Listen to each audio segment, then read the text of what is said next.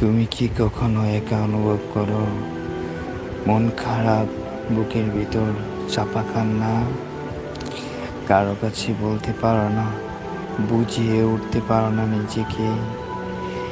এই অনুভূতির মধ্যেও যদি একটুখানি আল্লাহর কথা মনে পড়ে, জেনে রেখো হেদায়েতের দরজা খুলে গেছে।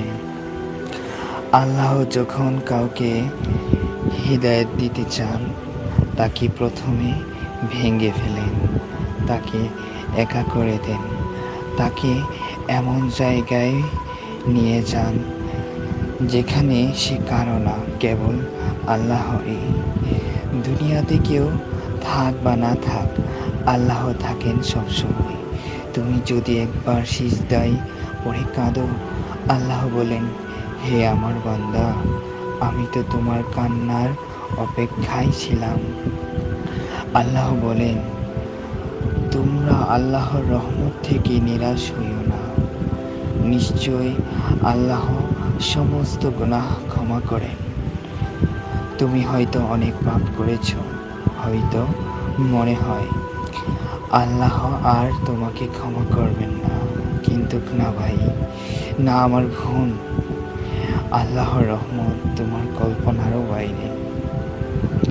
একটা সত্যি কথা শোনো, তুমি যখন না নিজেই আল্লাহর দরজা বন্ধ করো, ততক্ষণ পর্যন্ত সেই দরজা খোলা থাকে।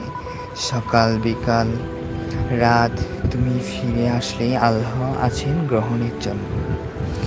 হেদায়েত একদিনে আসে না, আল্লাহ ধাপে ধাপে তোমার হৃদয়ে নরম করেন, কখনো কোনো ঘটনা দিয়ে, কখনো কারো কথায়, আবার কখনো শুধুই একা রাতের নিঃশব্দ কান্নাই।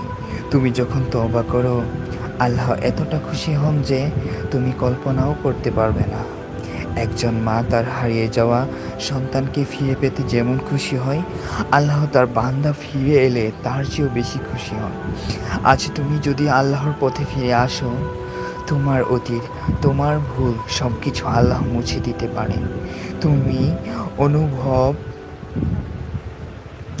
তুমি অনুভব করতে পারো, তুমি নতুনভাবে শুরু করতে পারো।